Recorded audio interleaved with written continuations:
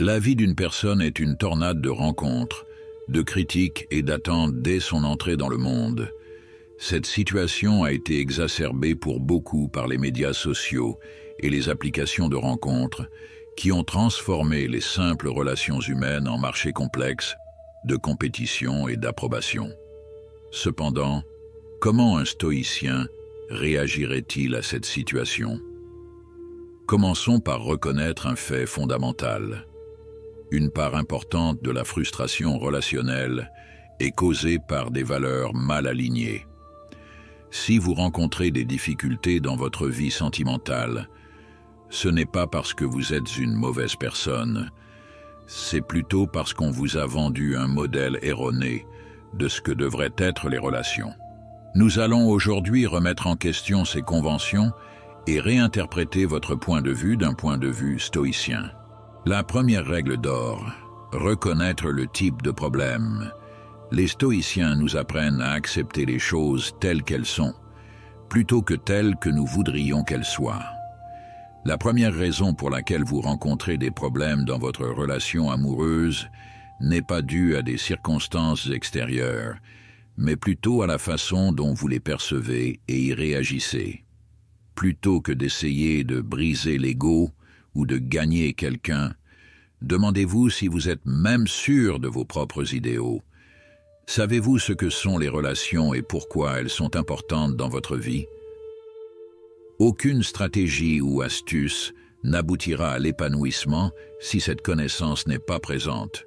Parce qu'il ne repose pas sur des bases solides, vous risquez de ressentir des effets à court terme qui ne seront pas durables. Le marché des relations d'un point de vue stoïque. Avec des personnes qui échangent engagement, affirmation et attention, les rencontres modernes peuvent parfois ressembler à un bazar. Cependant, les stoïciens nous conseillent de nous concentrer sur les choses que nous pouvons contrôler. Vous avez le pouvoir sur votre esprit, pas sur les événements extérieurs, a écrit Marc Aurèle. Reconnaissez-le et vous deviendrez plus fort. Prêtez attention à votre propre caractère plutôt qu'à l'image que les autres ont de vous. Menez-vous une vie morale. Vous comportez-vous de manière sage, courageuse, juste et tempérée. Ce sont ces caractéristiques, et non des caractéristiques superficielles, comme la taille, la richesse ou l'apparence, qui rendent quelqu'un vraiment attirant. Des millénaires d'évolution ont influencé le comportement humain. Les hommes et les femmes ont développé des stratégies de reproduction et de survie distinctes qui semblent souvent en contradiction les unes avec les autres. Au lieu de lutter contre ces réalités, le stoïque essaie de les comprendre et d'agir en leur sein. Comprendre cette dynamique n'implique pas de contrôler les autres, mais plutôt d'adopter une attitude honnête et morale dans les relations.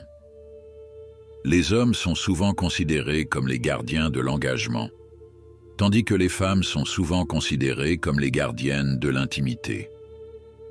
Réfléchissez à la manière dont vous pourriez aligner vos intentions sur celles d'une personne qui partage vos croyances et vos objectifs, plutôt que de considérer cela comme un conflit.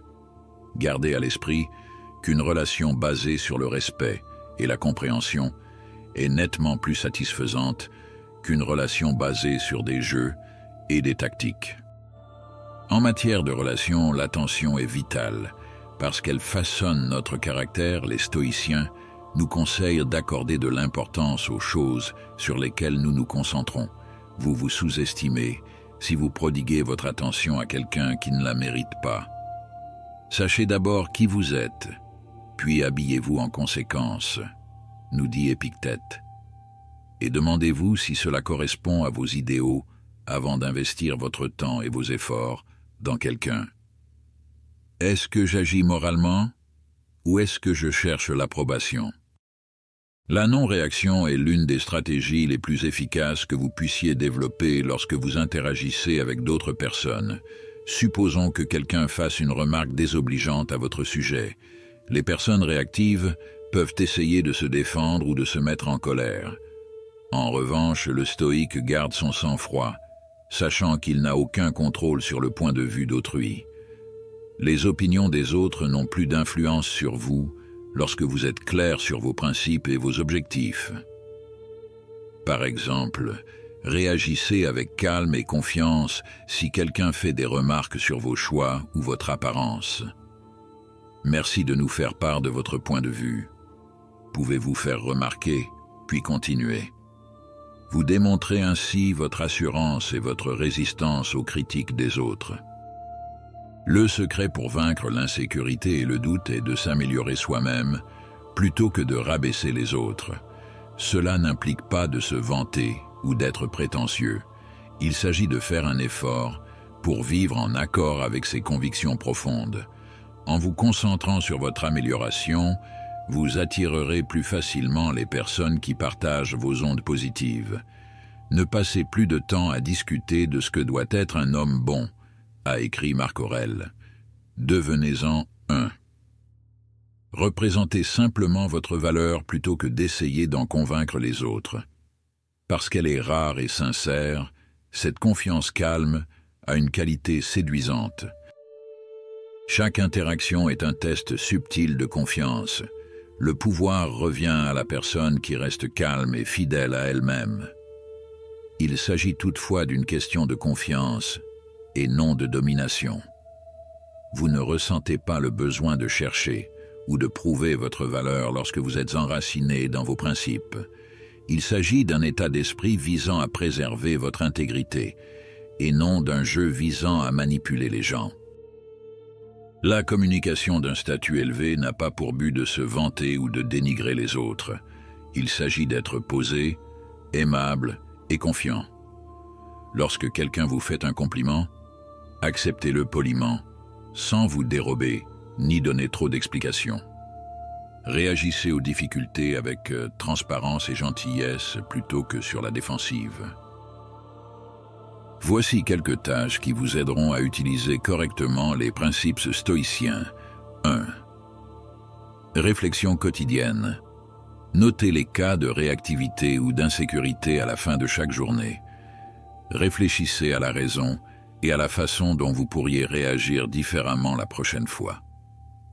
Deuxième inconfort volontaire. Faites-vous des petits malaises, par exemple en renonçant à un luxe ou en ayant une conversation difficile. Vous apprendrez ainsi à garder votre sang-froid et à renforcer votre résilience.